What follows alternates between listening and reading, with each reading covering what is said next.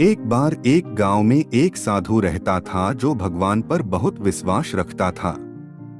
यह बार वह साधु पेड़ के नीचे बैठा था और भगवान को याद कर रहा था, तो अचानक वहां बाढ़ आ गई। चारों तरफ पानी ही पानी। सब लोग अपने आप को बचने के लिए ऊपर पहाड़ की तरफ भागने लगे।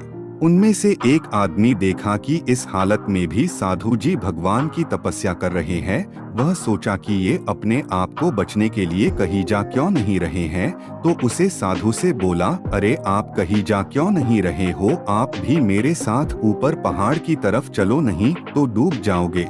साधु बोले, अरे हमें क्या होगा, मैं भगवान की इतनी तपस्या करता हूँ, मुझे कुछ नहीं हो सकता, मुझे भगवान अपने आप बचाएगा। धीरे धीरे पानी साधु के कमर तक आ गया। अब लोग वहाँ से नाव लेकर निकलने लगे, तो उनमें से एक ने साधु से कहा, अरे पानी आपके कमर तक आ गया है, आप हमारे साथ चलो। तो साधु ने कहा कि नहीं नहीं, भगवान मुझे अपने आप बचाएगा, और वह नाव वाला भी वहाँ से निकल गया। कुछ देर बाद पानी इतना बढ़ गया कि साधु के सर तक पहुंच गया, और अब लोगों को बचने के लिए हेलीकॉप्टर निकलने लगे।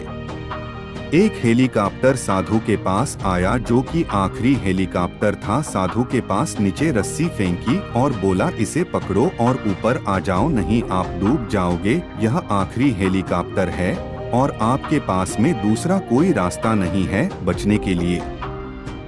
साधु ने कहा, यह रस्सी वापस ऊपर खींच लो और आप चले जाओ, मुझे भगवान के ऊपर पूरा भरोसा है, वह मुझे बचा लेगा। पानी काफी ऊपर आ गया, पेड़ डूब गया और साधु की भी डूबने से मौत हो गई। मरने के बाद साधु भगवान के पास गया और बोला, हे भगवान, मैंने पूरी जिंदगी आपकी तपस्या की, मेरा सारा जीवन आपकी आराधना करने में लगा दिया, फिर भी इतने भरोसे के साथ इंतजार किया कि तुम मुझे बचने आओगे, लेकिन वहाँ मेरी डूबकर मौत हो गई और तुम नहीं आए, ऐसा क्यों? भगवान बोले, मूर्ख इंसान, एक नहीं 3 बार आया था, वो तीनों बार मैं ही तो था। पहला पैदल, दूसरा नाव के द्वारा और तीसरा हेलीकॉप्टर के द्वारा, लेकिन तुमने मेरा एक भी अवसर पहचान नहीं पाया, पता नहीं किसका इंतजार कर रहा था।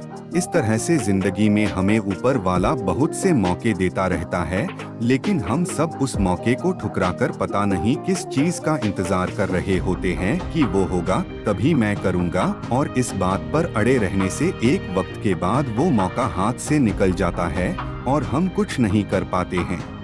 तो किसी भी अच्छे समय का इंतजार मत करो, जो भी करना है आज और अभी से ही शुरू कर दो। ऐसी ही और शॉर्ट मोटिवेशनल स्टोरी, स्पीच और कोट्स के लिए हमारे चैनल को सब्सक्राइब कर ले।